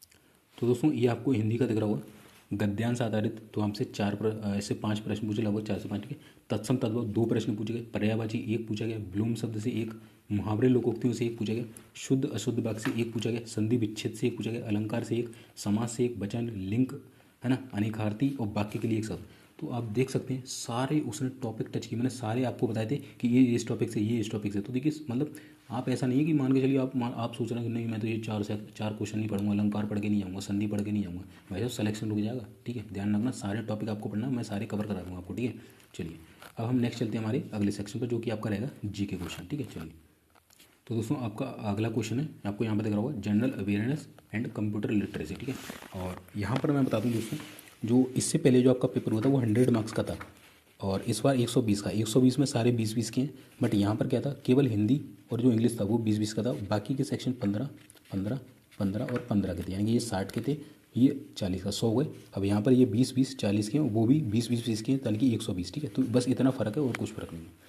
अब देखिए, अब मैं जीके को कैसे कैसे क्वेश्चन पूछेंगे वो बताता हूँ। तो अप्रैल 2017 में आयोजित राष्ट्रीय भूविज्ञान पुरस्कार किसे दिया गया, तो अब ये करंट अफेयर से पूछा गया, ठीक है, किससे, करंट अफेयर से। और 2018 में पेपर हुआ, और 1 साल पुराना, देखिए फरवरी में हुआ था, और 1 साल अप्रैल 2000, तो आपको पिछले 1 साल का करंट अफेयर पढ़ के जाना होगा, ठीक है। तो एक क्वेश्चन हो गया करंट से, करंट के गिनना कितने, ठीक है। अब एक ही आ गया आपका पॉलिटी से, यानी कि संविधान से आगे, अच्छा खासा क्वेश्चन है ये, पूरा आपका प्रस्तावना से पूछा गया। भारत के संविधान की प्रस्तावना में कहा गया कि भारत एक संप्रभुत्व, है ना, धर्मनिरपेक्ष, समाजवादी, लोकतांत्रिक गणराज्य। अब कहेंगे भाई ये तो चारों एक ही चीज़ लिखी है ना, चारों ऑप्शन में सेम चीज़ें लिखी हैं, देख सकते हो आप। बट आपकी कोई भी बुक हो, है ना, जिसमें 10th या 12th तक की, उसमें देखना प्रस्तावना लिखी होगी, या आपने संविधान पढ़ा हो तो उसमें प्रस्तावना लिखी जाती है, वो इस तरीके से लिखी जाती है कि भारत एक संप्रभु धर्मनिरपेक्ष, समाजवादी, लोकतांत्रिक गणराज्य है, ठीक है। उसका एक प्रारूप होता है, तो उसी फॉर्म में लिखे थे, वो आपसे सिक्वेंस पूछा गया था आपका, ठीक है, ध्यान रखना। चलिए अगला देखिए, नवंबर 2017 में ये करंट अफेयर से पूछा गया, तो 2 क्वेश्चन हुआ, ठीक है। चलिए करंट अफेयर हम नहीं पढ़ेंगे, ठीक है। देखिए ये फिर से नोबेल पुरस्कार पूछ लिया, करंट अफेयर, तीन क्वेश्चन करंट अफेयर से, करंट अफेयर की नहीं आप कितना पूछ रहा है। अब एक और फिर से ये पॉलिटी से पूछा गया कि डैश ने लोकसभा में विपक्ष के जो नेता हैं उनके रूप में कार्य नहीं किया, तो ये अच्छा खासा क्वेश्चन है, तो इंदिरा गांधी ने नहीं किया था, ठीक है। चलिए अब आपसे पूछ लिया पेटा, PET, इसका फुल फॉर्म क्या होता है, ये अभी ये है स्टैटिक जीके वाला पोर्शन, स्टैटिक जीके वाला पोर्शन, ठीक है। पेटा का, तो इसका होता है people for ethical treatment of animals, तो पीपल आ जाएगा, पी से people for ethical treatment of animals, ठीक है। और इसको शायद 2000 में इसका एक्ट लाया गया था, ठीक है, देख लेना इसका, है ना। ये क्वेश्चन एनटीपीसी में पूछा गया था, इसका एक्ट कब लाया गया था, ठीक है। चलिए अगला देखिए, फिर से आपका जो है करंट अफेयर्स है कि रणजी ट्रॉफी 2017-18 क्रिकेट टूर्नामेंट के फाइनल में विदर्भ ने किसे हराया, तो ये चौथा क्वेश्चन होगा आपका करंट अफेयर से, ठीक है, ध्यान रखना। चलिए अगला पूछा गया जो आर्ट्स एंड कल्चर होते हैं या जो आपके टेम्पल्स होते हैं यानी कि जो मंदिर मस्जिद होते हैं उनसे पूछा गया कि बताइए गुजरात राज्य का उदवाड़ा शहर डैश के लिए प्रसिद्ध है, तो पारसी अग्नि मंदिर के लिए प्रसिद्ध है, ठीक है। तो ये वाला सेक्शन आपको करके जाना पड़ेगा। अगला देखिए बीसीसीआई वार्षिक पुरस्कार 2000 मार्च 2017, तो देखिए फरवरी 2018 में पेपर हुआ है, मार्च 2017 यानी कि पूरा एक साल पीछे चलेगा, ठीक है। तो ये आपका 5वां क्वेश्चन हो गया करंट अफेयर से, तो आप देख सकते हैं भाई साहब करंट अफेयर किस लेवल में पूछा जा रहा है। अगला देखिए ये भी करंट अफेयर का क्वेश्चन है आपका पूरा, भारत और डैश ने Mumbai Ahmedabad high speed rail, ये बुलेट ट्रेन जो है ना वही भारत जापान का बीच है, वही वाला था। तो ये देखिए 6वां क्वेश्चन है करंट से। एक और देखिए फुल फॉर्म से आपका दूसरा क्वेश्चन है कि NPOF, इसका जो फुल फॉर्म होता है वो क्या होता है, तो national project on organic farming, ठीक है, ये होता है। तो P फॉर प्रोजेक्ट हो जाएगा आपका, ठीक है, इस तरीके से। चलिए अगला है जसवीर सिंह ने डैश के खेल में उत्कृष्टता दिखाने के लिए अर्जुन पुरस्कार 2017 जीता, तो ये 7वां क्वेश्चन करंट अफेयर से। तो आप देख सकते हैं मतलब भाई साहब 15 में से 7 क्वेश्चन तो करंट अफेयर ही लिए गया। अगला देखिए डैश भारत की राष्ट्रीय नदी, तो सबको मालूम गंगा है, ये लगभग 2009 के आसपास ये बनी थी, ठीक है, 2008-9 में राष्ट्रीय नदी बनी थी, और सबसे लंबी नदी है भारत की। भारत के 13वें राष्ट्रपति कौन थे, तो उस समय कौन थे, प्रणब कुमार मुखर्जी थे, ये 13वें, है ना। और उस समय शायद वो थे आपके राष्ट्रपति रामनाथ कोविंद जो कि 14वें थे। वर्तमान में कौन है, द्रौपदी मुर्मू है, ठीक है, जो कि पहली आदिवासी महिला है, उड़ीसा के मयूरभंज जिले से आती हैं, और ये जो झारखंड राज्य था उसकी पहली महिला राज्यपाल रही है, ठीक है। इस तरीके से मैं आपको ये पढ़ाऊँगा बिल्कुल कनेक्टिंग करके, ठीक है, इस तरीके से। चलिए एक आपसे फेमस जो बुक्स होती है उनसे पूछा गया, फेमस जो बुक्स होती हैं ना आपकी जो बुक्स एंड ऑथर, उससे पूछा गया कि इंडियाज स्ट्रगल फॉर इंडिपेंडेंस, ठीक है, तो ये लिखी है आपकी बिपिन चंद्र, ठीक है, इस तरीके से। चलिए अगला है, हाँ अब देखिए ये जीके के आपके 15 क्वेश्चन मैंने बताया ना, सबके 15 हैं, ठीक है। और जीके के बाद आपका खुलता है ये रीजनिंग वाला सेक्शन। तो रीजनिंग देखिए कितना सिंपल है, मतलब बहुत सिंपल रीजनिंग पूछा गया है। अब देखिए रीजनिंग हम कर लेते हैं। पहला क्वेश्चन है कि दिए गए वैकल्पिक शब्दों में से ऐसे शब्द का चयन करें जिसे नीचे दिए गए शब्दों का उपयोग करके नहीं बनाया जा, यानी कि जो शब्द दिया गया पेंडुलम PENDULAM, अब इसमें से कौन सा शब्द नहीं बनाया सकता, तो लैन बना सकते हैं, डार्क आर दिख रहा है इसमें कहीं पे, आर दिख रहा है, तो बस यही हो गया सही, ये नहीं बनाया जा सकता, बाकी सब बनाया सकते हैं। अगला है कि ये ब्लड रिलेशन टाइप का है, मतलब है ना, एक परिवार मतलब पहली टाइप का, एक टाइप का, एक परिवार में पिता माँ और 3 विवाहित बेटे, यानी कि फादर है, भाई साहब मदर है, 3 उनके विवाहित बेटे हैं, यानी कि 3 बेटे हैं इनके, बेटे बना लो भाई साहब, मेल ये मेल सॉरी, ठीक है। अब इनकी वाइफ भी होंगी, ठीक है, विवाहित है ना, क्योंकि तो फीमेल भी होंगी। अब वो बोल रहा है ये हो गया 3 विवाहित बेटे, ठीक है। चलिए अब बोला 2 बेटों की 2 बेटियाँ हैं, 2 बेटों की 2 बेटियाँ, ठीक है। तो इसकी एक फीमेल, इसकी एक फीमेल, इसकी भी एक फीमेल, इसकी भी एक फीमेल, ठीक है। अब बोला है और एक बेटे का एक बेटा है, इसका एक बेटा यानी कि क्या है, इसका मेल है। तो परिवार में कितनी महिला सदस्य, अब गिनते हैं हम, एक फीमेल, 2 3 4 5 6 7 8 आंसर हो गया, ठीक है। चलिए इस तरीके से बहुत सिंपल आता है। अब ये पूछ लिया कि बताइए इसका जो संबंध इससे है उसका इससे क्या हुआ, तो ये क्या है, 4 का स्क्वायर कितना होता है 16 + 2, अब 8 का स्क्वायर कितना होता है 64 + 2 तो 66, हो गया आंसर खत्म। लोग कितना सिंपल है भाई साहब, 2 सेकंड में उड़ेंगे। अब बोला कि यदि अनिल कार्थी के बेटे का भाई, यानी कि अनिल जो है कार्थी के बेटे का भाई है, कौन है जी, अनिल है, ठीक है। तो अब पूछा है कि अनिल का कार्ती से क्या संबंध, यानी कि अनिल कौन है, कार्ती का, तो कार्ती का बेटे का बेटा पोता, तो ये भी पोता, भाई साहब खत्म। लोग क्या है इसमें। अब ये देखिए फिर से एक और क्वेश्चन पूछा गया कि जो इसका यूज़ करके कौन सा अक्षर बनाया जा सकता है, तो स्टंट बना सकते हैं, ये नहीं बना सकते, ये नहीं बना सकते, ये नहीं बना सकते, बस इतना सिंपल है बस। अब ये एक सीरीज पूछ ली, बताइए इसमें यहाँ क्या आएगा, कुछ नहीं है भाई, 1 2, मैं थोड़ा सा आराम से करता हूँ, इसमें 1 का गैप चल रहा है, इसमें 2 का, इसमें 3 का, इसमें 4 का, इसमें 5 का, इसमें 6 7 का, 8 का, 9 का, यहाँ पर 10 का करेंगे तो 56 आंसर हो जाएगा। इस तरीके से इसमें आंसर चल रहा है, ठीक है। अब बोला असंगत विकल्प की पहचान कर, यानी बेमेल, तो चमेली क्या एक फूल है, लिली क्या है फूल है, गुलाब क्या फूल है, टमाटर क्या फूल है भाई साहब, तो यही तो हो गया बेमेल, बस खत्म भाई, बहुत सिंपल रीजनिंग पूरी, बहुत सिंपल। अब ये पूछ लिया कि इस कोड को ऐसे बोलते हैं, इस कोड को ऐसे बोलते हैं, तो इसको क्या बोलेंगे? कुछ नहीं है भाई, जो ये वर्डिंग है ना, मतलब इसमें इस जिस कोड का जो लेटर है वही वही बोल दिया। 8 का क्या लिखा है? 8 को हमने लिखा ए, तो ए। इसके बाद 3 है, 3 को क्या लिखा हमने? Q, Q. ठीक है, इस तरीके से। और 9 को क्या लिखा है? 9 को लिखा एल, बस ए क्यू एल, ये बन गया, ख़त्म कहानी लो। अब इसमें बोला गया है कि ये जो सीरीज चल रही है आगे क्या आएगा? भाई इतनी सिंपल सीरीज कौन देता है? क्या लिखा है? 3/4, 5/4, 6, 7/8, 8/9, 9/10, है ना, और 11/12। तो इसमें क्या चल रहा है आपको दिख नहीं रहा? भाई 3, 4, 5, 6, 7, 8, 9, 10, 11, 12, तो 13, 14 आएगा। ख़त्म कहानी लो भाई, कितना सिंपल है, आ जाओ। अब यहाँ पर देखिए किस तरीके का क्वेश्चन पूछ लिया गया कि दिए हुए विकल्पों में से ऐसा विकल्प चुनें जो कि दिए गए शब्दों को ही जोड़कर एक अर्थपूर्ण अंग्रेजी शब्द बने। तो इसमें से क्या जोड़ें कि ये सारे अर्थपूर्ण हो जाएं? तो GO अगर AT जोड़ दूँ तो गोट हो जाएगा बकरी। BO AT जोड़ दूँ बोट हो जाएगा नाव। WH AT जोड़ दूँ बॉट हो जाएगा क्या? AT जोड़ दूँ मीट हो जाएगा। मीट बोले तो वही मांस मछली। ठीक है, चलिए भाई साहब आइए अगला क्वेश्चन। यदि हाथी को कुत्ता कहा जाता है, कुत्ते को कौवा बोल रहे हैं, वो कौवे को बाघ बोल रहे हैं, मतलब कुछ भी चल रहा है। बाघ को सांप कहा जाता है, और सांप को शेर बता दिए। बताओ, सांप को ही शेर बना लिया उन्होंने। तो कौन सा जानवर पालतू है? पालतू जानवर कौन सा होता है भाई? कुत्ता होता है। अब क्या कुत्ता लगाओगे इसमें आंसर? नहीं, कुत्ते को क्या बोल रहा? कौवा, तो कौवा आंसर हो जाएगा इस तरीके से। ठीक है, चलिए अक्षरों के उस समूह को चुनें जो दूसरों से अलग है। अब D और B लिखा है। D कितने पे आता है? 4 पे। B आता है 2 पे, 2 माइनस करके लिख दिया। Q आता है 17 पे, O आता है 15 पे, 2 माइनस करके लिख दिया।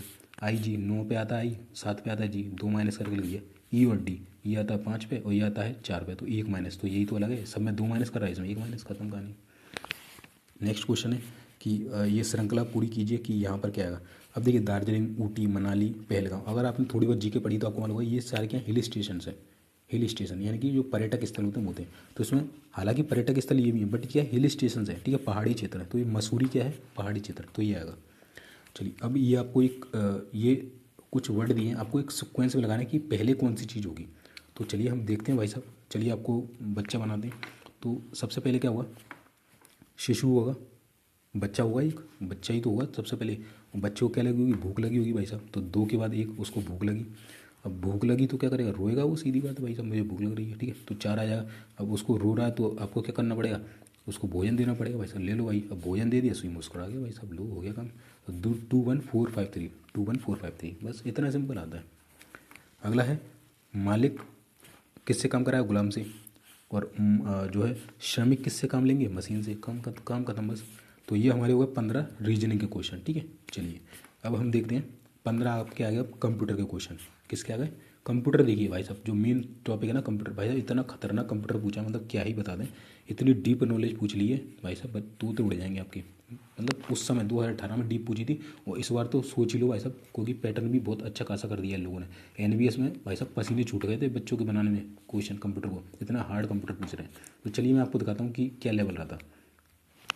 अब देखिए पहला क्वेश्चन है। अब मैं आपको कंप्यूटर पढ़ाऊंगा तो किस तरीके से पढ़ाऊंगा वो भी बताता हूँ। ठीक है, चलिए तो इनमें से कौन सा कथन गलत है? ठीक है, तो सबसे पहला MS वर्ड एक एप्लीकेशन सॉफ्टवेयर है। गलत पूछा, गलत कौन सा है?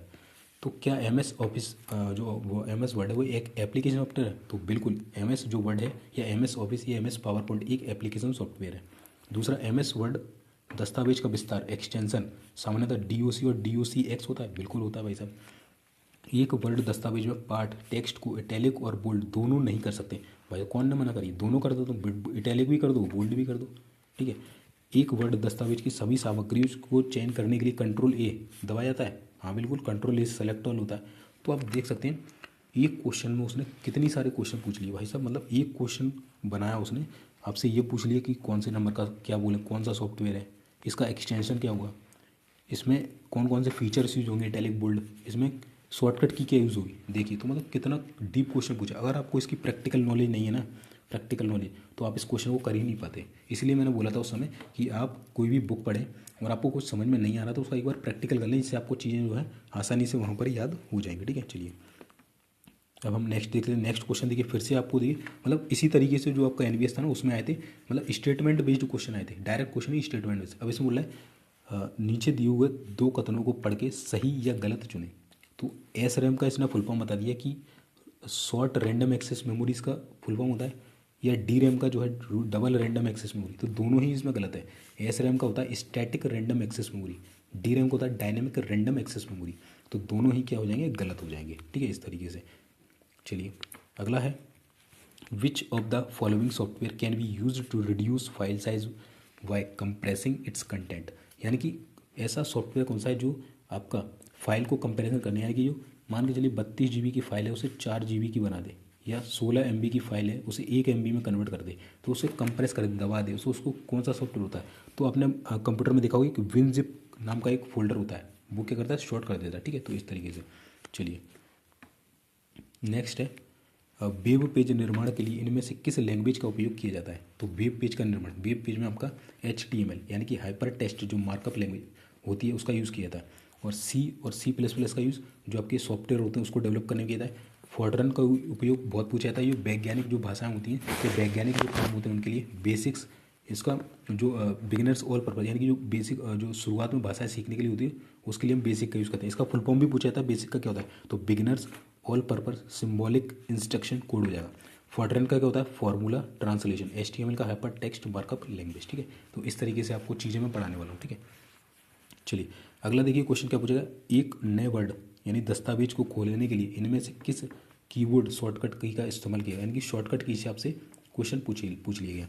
तो बताइए आपको एक नया दस्तावेज खोलना है तो क्या, तो सीधे दबा दीजिए Ctrl+N, तो आपका न्यू जो डॉक्यूमेंट है वो ओपन हो जाएगा, ठीक है। Alt+O कुछ नहीं होता, Alt+N कुछ नहीं होता, Ctrl+O से क्या होता है, तो Ctrl+O से होता है आपका ओपन, यानी कि किसी भी फाइल को खोलना हो तो, ठीक है। चलिए अगला है किसी विंडोज़ सिस्टम पर विंडोज़ कुंजी और एल को, यानी कि जो विंडो कुंजी होती है आपकी इस तरीके से, प्लस अगर एल दबा देंगे, इन दोनों को एक साथ दबाएंगे तो कौन सी प्रक्रिया निष्पादित होगी, यानी कि क्या काम उस पर हो जाएगा। इंस्टॉल किया गया एंटीवायरस सॉफ्टवेयर सक्रिय हो जाएगा, गलत। सिस्टम रिस्टोर आरंभ हो जाएगा, नहीं। सिस्टम लॉक हो जाएगा, बिल्कुल, L फॉर लॉक, विंडो के साथ L दबा देंगे तो लॉक हो जाएगा, ठीक है। हालांकि आपका जो वर्क है पीछे जो चल रहा था वो चलेगा बैकग्राउंड में, ये सारा ब्लैंक हो जाएगा, यहाँ पर आ जाएगा यूज़र आ जाएगा आपका, तो उसमें आपको फिर से लॉगिन करना पड़ेगा, बस इतना रहेगा, बाकी कंप्यूटर आपका चालू रहेगा, ठीक है, ध्यान रखना। अगला पूछा गया, मान लीजिए कि किसी वर्कशीट के पहले सेल में 10 मौजूद है, A1 होता है पहला सेल जिसे हम बोलते हैं, तो इसमें 10 मौजूद है, तो आपने एक फॉर्मूला यूज़ कर दिया। तो मैंने बोला ना प्रैक्टिकल पूछता भाई, प्रैक्टिकल MS एक्सेल पूछ लिया, बताइए, उसमें भी प्रैक्टिकल पूछ लिया। A1 सेल दे दी, उसमें 10 है, उसमें बोलता है कि $1, और इसको अगर हम 4 से डिवाइड देते तो क्या हुआ, तो यानी कि सीधे सीधे वो A1 जो है इसको डिवाइड दे रहा है 4 से, खत्म कहानी, 2.5 आ जाएगा, खत्म, लो भाई हो गया। चलिए अगला देखिए मेमोरी पूछा है, मेमोरी भी भाई डीपली पूछ ली कि बताइए मेमोरी में कौन सी मेमोरी सबसे तेज़ है, इस तरीके से उसको क्रम में लगाइए, ठीक है। तो विभिन्न मेमोरी डिवाइस को उनकी पहुंच गति के संदर्भ में, यानी कि स्पीड के संदर्भ में क्रम में लगाइए, बढ़ती हुई अवस्था में, आरोही, ठीक है। तो चलिए, तो इंक्रीजिंग फॉर्म में आपको लगाना है, तो देखते हैं हम सबसे तेज़ मेमोरी कौन सी होती है, सबसे तेज़ होती है कैश, तो कैश हमें यहाँ दिखा, ये दोनों कट गए। उसके बाद आती है DRAM dynamic random access memory, और उसके पहले होती है रोम, ठीक है। तो ये आपका सही ऑप्शन हो जाएगा 4 नंबर। चलिए अगला देखते हैं, इनमें से किस MS एक्सेल फीचर का उपयोग कई कॉलम तक बढ़ाया जाने वाला लेवल बनाने के लिए किया जा सकता है। तो इसको हम बोलते हैं मर्ज एंड सेंटर, आप कर देंगे तो कई कॉलम तक उसकी जो है पहुंच बढ़ जाएगी, ठीक है, इस तरीके से मर्ज हो जाएंगे ये सारे कॉलम, ठीक है, इस तरीके से। चलिए अगला है which of the following variations of RAM use flip flops, यानी कि फ्लिप फ्लॉप्स में कौन से वेरिएशन का रैम यूज़ होता है, तो इसमें SRAM यानी कि स्टैटिक रैंडम एक्सेस मेमोरी जो है यूज़ होता है, ठीक है। तो ये अच्छा क्वेश्चन है। चलिए अगला पूछा लगे आपसे, जो हाफ डुप्लेक्स फुल डुप्लेक्स होता है ना, ये होता है ना, तो ये मैंने बताया था आपको, सिंप्लेक्स होता है एक, तो एक होता है हाफ डुप्लेक्स, एक होता है फुल डुप्लेक्स, ठीक है। चलिए तो इसमें पूछा गया कि वॉकी टॉकी, इसमें आपको उपकरण का नाम दे दिया, डिवाइस का नाम दे दिया, वॉकी टॉकी किस तरीके का एग्जाम्पल है कम्युनिकेशन सिस्टम में, तो इसे हम बोलते हैं हाफ डुप्लेक्स। वॉकी टॉकी में क्या होता है, ये मान के चलिए एक टेलीफोन है, मतलब वॉकी टॉकी है, ये दूसरा है, ठीक है, इस तरीके से। तो अगर एक बंदा यहाँ से बोलेगा, यहाँ से भी बोल सकता है, यहाँ से भी बोल सकता है, बट हुआ क्या, एक समय जब ये बोल रहा होगा ना तो ये नहीं बोल पाएगा, या फिर ये बोल रहा होगा तो ये नहीं बोल पाएगा, मतलब ये जब ये बोलेगा तो ये शांत रहेगा, या फिर जब ये बोलेगा तो ये शांत रहेगा, ये रहेगा इसमें हाफ डुप्लेक्स में। इसी तरीके से फुल डुप्लेक्स, फुल डुप्लेक्स में क्या होता है, जो हमारे स्मार्टफोन है ना, उनको हम बोलते हैं फुल डुप्लेक्स, यानी कि आप एक बार में यहाँ से ही बोल लो, तू भी बोल ले भाई, तू भी बोल ले, तू भी बोल ले, सुनी नहीं रहे एक दूसरे की, है कोई समझ में नहीं आ रहा, फ़ोन काट दो भाई साहब, चलो कट कर दो, सीधे खत्म, है ना, ये इस तरीके से, समझ गए। चलिए अगला है, CPU और रैम गति के बीच के अंतर को भरने के लिए इनमें से किस मेमोरी का उपयोग किया था, तो CPU और रैम आपकी जब रैम भर जाती है ना, तो जो एक मेमोरी काम करती है जो कि आपको सीपीयू की गति उसको फास्ट कर देती है, जिसे हम बोलते हैं कैश मेमोरी। ठीक है, तो ध्यान रखना सीपीयू और रैम के बीच कैश मेमोरी काम करती है।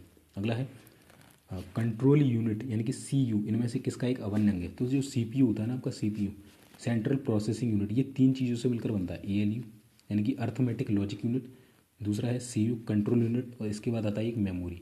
ठीक है, ये तीन इसकी यूनिट होती है, इनसे मिलकर बनता है। तो सीपीयू का पार्ट होता है आपका कंट्रोल यूनिट। ठीक है, ध्यान रखना। चलिए अब देखिए, ये भी अच्छा क्वेश्चन है कि मतलब क्वेश्चन आप देख रहे हो डायरेक्ट क्वेश्चन नहीं है, मतलब घुमा घुमा के क्वेश्चन नहीं है। उस विकल्प का चयन करें जो कि नीचे दिए गए सूचियों के वस्तुओं का ठीक मिलाप बताता हो, यानी कि इनको मिलाना है आपको। तो बिट क्या होती है? तो बिट होती है, बिट को हम एक बिट ही बोलते हैं या जीरो बिट भी हम इसे बोल देते हैं। ठीक है, बिट को। निबल क्या होता है? तो 4 बिट बराबर होता है, 4 बिट बराबर होता है एक निबल। ठीक है, निबल बराबर क्या होता है? एक निबल बराबर 4 बिट। ठीक है, मैं आपको पढ़ाऊंगा तो ये पूरी यूनिट्स पढ़ा दूंगा कि किस किस को क्या बोलते हैं। और अगर एक हम बाइट देखें, एक बाइट तो ये मिलकर बनता है 8 बिट से। ठीक है, 8 बिट से, तो बस एक बाइट 8 बिट से। तो तीसरे का तीसरा होना चाहिए, तीसरे का बी गलत, तीसरे का ए गलत, तीसरे का सी, ये लग रहा है टू, ये भी गलत। बस एक ही ऑप्शन से काम हो गया। और निबल ये इसका पहला हो जाएगा, दूसरे का पहला और पहले का दूसरा, खत्म। अगला पूछ लिया, हाँ, keyboard shortcut to add a new slide to M S PowerPoint. अब देखिए पावर पॉइंट भी ले लिया इसने, एम एस पावर पॉइंट में आपको न्यू स्लाइड डालना है। ठीक है, स्लाइड क्या होती है? आपका ये पूरा पावर पॉइंट खुला है, यहाँ पर स्लाइड चलती है इस तरीके से। आपको एक और 3 स्लाइड खुली है, मान के चलिए ये आपका प्रेजेंटेशन है, 3 स्लाइड खुली है, आपको चौथी डालना है। तो अगर आप कीबोर्ड से कंट्रोल+M दबाएंगे तो यहाँ चौथी स्लाइड खुल जाएगी। और अगर आपको नई डॉक्यूमेंट खोलना है, ये एक चल रहा है पूरा, एक और डॉक्यूमेंट खोलना है अलग अलग, तो उसमें लाऊंगा कंट्रोल+N। ठीक है, ध्यान रखना दो दो अलग है। अगर स्लाइड खोलना है 1 2, तीसरी स्लाइड खोलना है तो कंट्रोल+M। अगर ये ऐसी ही एक फाइल और खोलना है तो कंट्रोल+N दबाएंगे, ध्यान रखना। और कंट्रोल+O से होता है ओपन, कंट्रोल+S से होता है आपका सेव। चलिए, तो ये हो गया हमारा कंप्यूटर का। तो आप देख सकते हैं किस तरीके का लेवल इन्होंने पूछा हुआ, हर सेक्शन को, जो आपका सिलेबस है आप उसे देखेंगे, हर सेक्शन से इन्होंने क्वेश्चन उठा के पूछा है। मेरे द्वारा आपको जो कंप्यूटर पढ़ाया जाएगा ना, इसमें से मान के चलिए जो 15 क्वेश्चन इसने पूछे या फिर इस बार 20 पूछेगा, आप आराम से 12 से 15 क्वेश्चन कर लेंगे, आराम से 12 से 15, 12 13 आराम से कर लेंगे, जो मेरे द्वारा पढ़ाया जाएगा। उसके बाद में थोड़े और एफर्ट डालने पड़ेंगे आपको, अपने तरीके से अपने तरफ से ही पढ़ना पड़ेगा। हालांकि मैं कोशिश करूँगा आपको 15+ क्वेश्चन कराना, 15+ आपके जो एग्जाम में आ जाए। बट कुछ क्वेश्चन जो आएंगे आपके इस तरीके के आएंगे, मैं दिखाऊँगा आपको किस तरीके के आएंगे।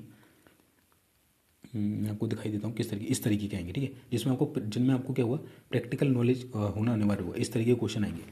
तो इसके लिए आपको प्रैक्टिकल नॉलेज होगी, वो मैं आपको समय समय बताते रहूँगा कि आप ऐसे ऐसे क्वेश्चन जो है करते रहिए। ठीक है, इस तरीके का क्वेश्चन है या फिर इस तरीके का क्वेश्चन है। ठीक है, MS एक्सेल उठ के आ गया पूरा। ठीक है, इस तरीके का क्वेश्चन, इसमें आपको थोड़ा प्रैक्टिकल नॉलेज लेना पड़ेगी, समझ गए आप। चलिए अब हम नेक्स्ट चलते हैं, हमारा लास्ट सेक्शन है मैथ वाला। मैथ देखिए भाई साहब, इतना सिंपल आया, मतलब कुछ नहीं, 5 मिनट में पूरा मैथ उड़ा दोगे आप, इतना सिंपल है। अब देखिए ये पूछा गया आपसे, इसको थोड़ा ऐसा कर देते हैं। ठीक है, 25 अवलोकनों का औसत 38 है। ठीक है, थोड़ा इसकी जो है क्या बोलते हैं उसको, अरे यार रेजोल्यूशन ना, उसको बढ़ा के देखना तो आपको थोड़ा क्लियर दिखेगा। और मैंने जो मॉक टेस्ट बताए थे आपको, वो जरूर परचेस कर लेना, नीचे लिंक है, और टेलीग्राम को ज्वाइन कर लेना। और ये आपका इस पार्ट फर्स्ट है। इसी तरीके से आपका पार्ट सेकंड आएगा, टोटल 5 पेपर मैं कराऊंगा। इसके अलावा हिंदी की जो आपकी क्लासेस है वो होंगी, GK की होंगी, और आपका कंप्यूटर की क्लासेस होंगी डेली। कल से आपको पूरा रेगुलर तरीके से चीज़ें मिलती रहेंगी। ठीक है, इसी तरीके। और इसमें अगर आपको कंटेंट अच्छा लग रहा हो, मेरे द्वारा पढ़ाने का तरीका अच्छा लग रहा हो, तो चैनल को लाइक कर देना, और वीडियो को लाइक कर देना, वीडियो को दोस्तों के साथ शेयर कर देना, चैनल पर नए सब्सक्राइब जरूर कर लेना। और ठीक है, नीचे जो लिंक दी गई है उनका यूज़ कर लेना। चलिए अब देख लेते हैं हम थोड़ा जूम करके। ये आ गया एवरेज का क्वेश्चन। तो एवरेज से एक क्वेश्चन पूछ लिया। ठीक है, क्या पूछा है देखिए भाई साहब, 25 का कितना है, 38 है ना। तो 25 का 38 है, यानी कि 25 आपको वैल्यू दे रखी है, उनका क्या दे रखा है ना, 38 दे रखा है। तो अगर आप इसको इंटू करेंगे 950 आ जाएगा, है ना, 950। अगर और ये बोला 13 पहले वाले में उनका 34 है, पहले 13 का 34 है। अगर आप इसको कैलकुलेट करेंगे तो आपका आएगा 442, और अगले 13 का कितना 42 है। तो अगर आप इसको इंटू करेंगे तो आपका आएगा 540। अब ये 13 13 26 है और ये 25 है, तो ये एक ज़्यादा है, तो इनको दोनों को जोड़ेंगे तो 988 आएगा। 950 में से माइनस कर देंगे तो 38 आपका आंसर निकल के आ जाएगा, जो कि आपका 13वां अवलोकन हुआ। ठीक है, इस तरीके से। अब अगला क्वेश्चन है कि इनमें से सबसे छोटी कौन सी है, इस तरीके से। तो इसको, इस सवाल को करने का तरीका होता है कि आप इन दोनों को कंपेरिजन कीजिए। पहले कैसे करेंगे, इसका इधर इंटू, इसका इधर इंटू। तो अगर देखिए मैं आपको दिखाता हूँ, जैसे 7/12 है, 8/15, इनमें छोटा कौन है, तो इसका इधर मल्टीप्लाई करेंगे तो 15 7 105। इसका इधर 12×8 = 96, तो छोटा कौन सा है, ये वाला।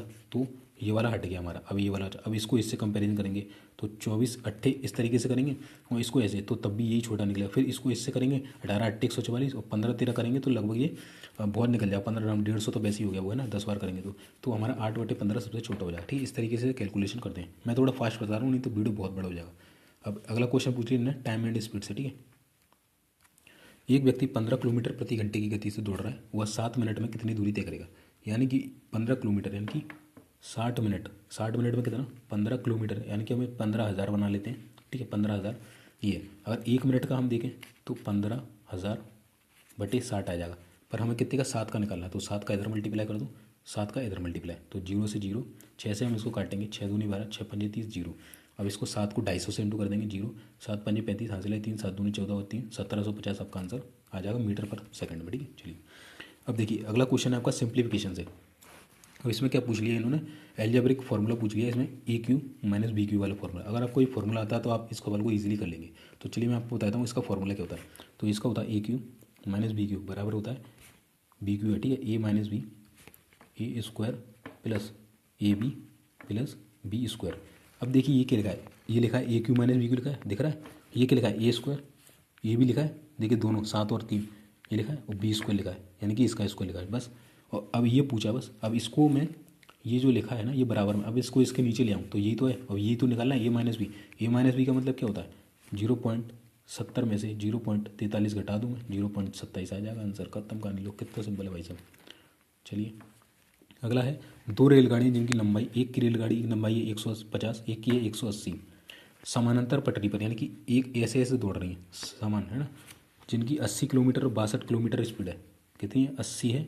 अगर समान दौड़ती हैं तो माइनस करते हैं, 80 में से 62 घटा देंगे। ठीक है, तो एक दूसरे को कितने सेकंड में, टाइम पूछा कितने सेकंड में पार करेंगे, तो 150 और इसको जोड़ेंगे तो 330 हो जाएगा। नीचे अगर घटाएंगे तो 18 आ जाएगा। और बट ये किस में, ये मीटर में है, ये घंटे में, तो इस हम मीटर पर सेकंड में करेंगे तो 5/18 से मल्टीप्लाई, 18 से 18 खत्म, 5 से इसको कर दें, 5 × 30, 5 × 30 मीटर पर सेकंड। खत्म कहानी। लो भाई साहब, इतना सिंपल है। अगला देखिए फिर सिंप्लीफिकेशन से आ गया, तो इसको सॉल्व करेंगे कि सबसे पहले इसको सॉल्व करेंगे ब्रैकेट को, तो 3 एकम 3 और 1 4/3 क्या आ गया, 4/3, और एक डिवाइड में बाहर है 4/3। अगर डिवाइड लगाए तो इसको इंटू में डाल दो, इसको पलट दो, 3/4 बस। फिर 1 प्लस है तो 1 + 3/4 यानी कि 4 × 4 और 7/4 कितना हो जाएगा, 7/4। अभी फिर 1 डिवाइड में आ रहा है तो इसको फिर पलट दो, 7/4 और 4/7 कर दो, और फिर 1 प्लस में तो 7 × 4 और 11/7। खत्म कहानी। लो भाई, ठीक है, इस तरीके से। अगला देखिए, हाँ थोड़ा जूम कर दें, कि यदि सालाना जुड़ने वाली किसी ब्याज दर पर 8,000 2 वर्ष में 9,331.20 हो जाते तो सालाना ब्याज दर क्या है। अब सालाना जो ब्याज दर जुड़ती है हम उसे बोलते हैं CI, यानी कि चक्रवृद्धि ब्याज। तो 8,000 रुपये इतने हो रहे हैं 2 वर्ष में, और हमें क्या निकालना है, जो रेट ऑफ इंटरेस्ट है वो निकालना है। तो कैसे निकालेंगे, हम ऑप्शन का यूज़ कर लेंगे। तो 8,000 रुपये हम पहला ही ऑप्शन उठा लेते हैं। अगर 8% से हम ब्याज लेंगे तो इसका 8% कितना होता है, 640, इसका 8% 640। अब फिर हम इसका 8% निकालेंगे तो इसका 8% आपको निकालेगा, तो 0 से 0 कट जाएगा। देखिए 640 का 8% हम निकालें, एक 0 से 1 0 कट जाएगा ये वाला, और एक बचेगा, तो 8 चौक 32 की 2, 8 6 48 और 3 51, और 10 का 51.2, ठीक है। तो 1280 और 1331, लगभग कितना हो गया, 13 तो 31.2 आ रहा है एक्स्ट्रा। और इसमें देखिए 8,000 में से अगर इसको डिवाइड करेंगे तो ये भी 1331.2 आएगा, यानी कि हमारा पहला ऑप्शन सटीक बैठ गया। ठीक है, तो इस तरीके से आप इसे ईजिली कर सकते हैं। ठीक है, चलिए अगला आ गया हमारा सिंपल इंटरेस्ट है, वो CI से था, ये SI से आ गया। ठीक है, तो CI SI से एक एक क्वेश्चन, कि साधारण ब्याज की नियत दर पर कोई राशि 4 साल में अपने का 7/5 हो जाती है, यानी कि कोई राशि 5 थी वो 7 हो गई, यानी कि P थी 7 हो गई, 7 हो गई, यानी ब्याज जुड़ा होगा तो ये क्या बन गई, ये बन गई, अमाउंट बन गई ना, प्रिंसिपल, जिसे मिश्रधन बोलते हैं। ये मूलधन, ये मिश्रधन हो गया। और अभी जब मिश्रधन बना तो 2 रुपये इस पर क्या मिला हुआ, ब्याज। तो बस ऐसे ही कर लो बस। अब फॉर्मूला क्या होता है, 2 रुपये ब्याज मिला तो SI बराबर P × R × T/100।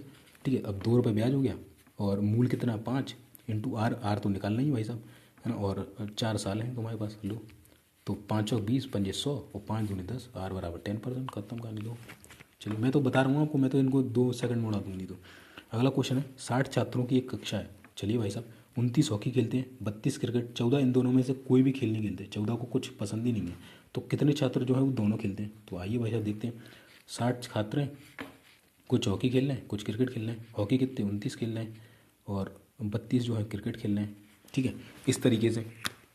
और जो 14 हैं इन दोनों में से कोई खेल नहीं खेलते, तो दोनों खेल खेलने वाले कितने होंगे? तो 60 में से अगर 14 हटा दें, ये तो कोई नहीं खेलते, तो 60 में से 14 घटा दें तो कितने बचेंगे?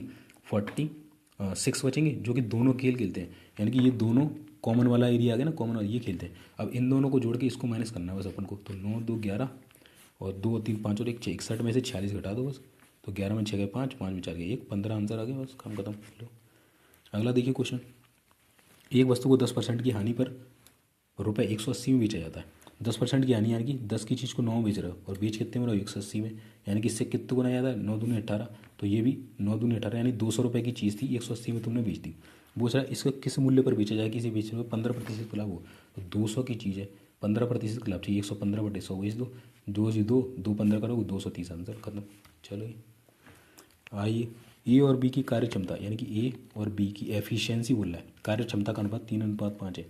और अगर हम टाइम निकालें तो ये क्या होता है? इसका अपोजिट होता है, 5:3। बोल रहा है दोनों, यदि दोनों एक साथ कार्य को समाप्त करें तो 15 घंटे लेते हैं। तो यहाँ पर ये 5 ले रहा है, ये 3, दोनों कितना लेंगे? 8, पर बोल रहा है ना, पर 8 ले रहा, 15 घंटे ले रहा है, ठीक है, 8 नहीं 8 15 घंटे ले रहा है। तो ए अकेला उस कार्य को, तो ए की स्पीड कितनी है, एक ही एफिशिएंसी कितनी है? 3, 3 से काटेगा 5, 8 45 आंसर। चलिए अगला देखिए, रेशियो से पूछ लिया, ये रेशियो वाला क्वेश्चन, ठीक है, पूरे ऊपर टाइम एंड वर्क था, ये रेशियो पूछ लिया।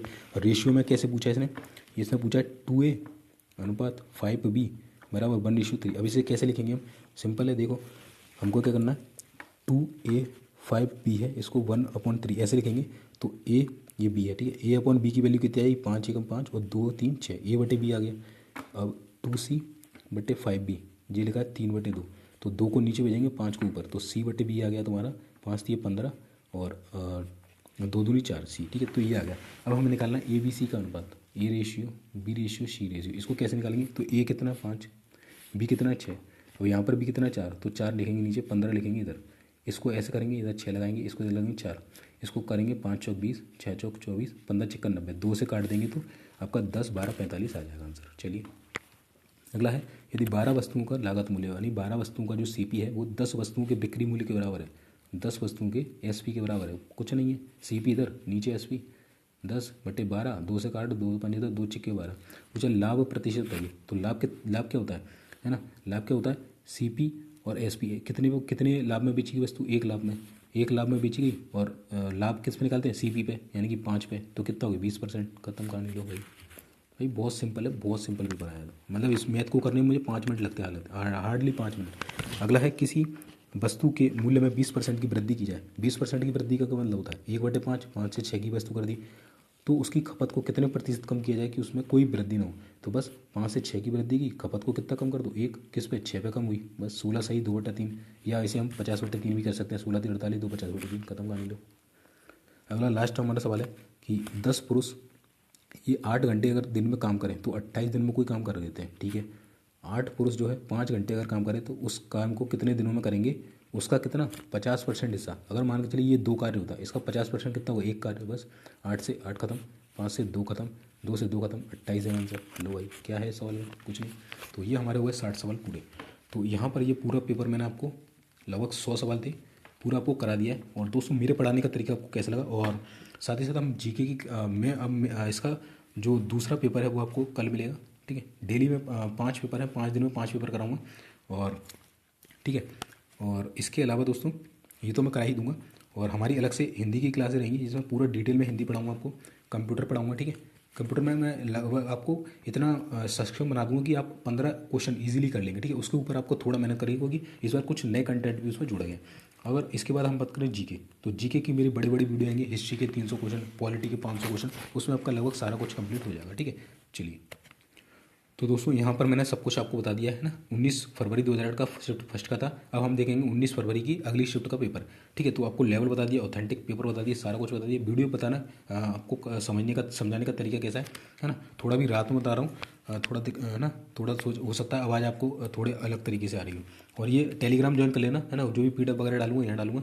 और मॉक टेस्ट जरूर परचेस कर लेना दोस्तों, नीचे लिंक डिस्क्रिप्शन है, ठीक है। बिना मॉक टेस्ट के आप जो है सफलता नहीं ले पाएंगे। इस प्ले लिस्ट को फॉलो कर लेना, ये सारे वीडियो देख लेना, है ना, प्रीवियस ईयर वाले, जो 45 days study plan, best book teacher cut off क्या गई थी और ये किस तरीके से ना। चलिए बाकी चैनल पर नए, चैनल को सब्सक्राइब करो। मिलते हैं फिर नेक्स्ट वीडियो के साथ, तब तक के लिए जय हिंद, जय भारत।